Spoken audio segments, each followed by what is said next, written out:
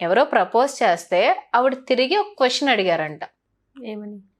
ఆ క్వశ్చన్ ఆవిడ ఏం అడిగారో, ఈవిడ ఏం సమాధానం చెప్పారో ఆ ట్రాక్కి మా గ్రూప్లో ఉన్న ఎవ్వరూ కూడా అప్పటి నుంచి ఈ లవ్ యావిగేషన్స్ కానీ అటేపే మైండ్ వెళ్ళలేదండి అసలు. ఆవిడ ప్రపోజర్కి ఏమి సమాధానం చెప్పారు అంటే, నన్ను ప్రేమిస్తున్నాను అంటున్నావు, ఓకే, నన్ను ప్రేమించడానికి నీకున్న అర్హత ఏంటి? ఓకే. ఆ మూమెంట్లో ఆ వయసుకి మాకు అర్థం అవలా.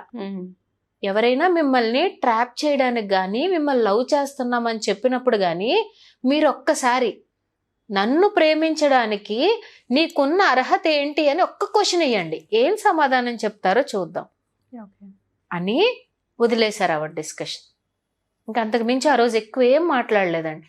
అప్పటి నుంచి కూడా ఎవరైనా మనల్ని ప్రపోజ్ చేసినప్పుడు ఎందుకు ఈ క్వశ్చన్ అడగమన్నారు మేడం అని చిన్నగా లంచ్ టైంలోను వాటిల్లోనూ డిస్కషన్స్ మొదలు పెట్టాం. అప్పుడు అర్థమైంది ఏంటి అంటే, ఎవరైనా మనల్ని ప్రేమించడానికి ఏ అర్హత ఉండాలి?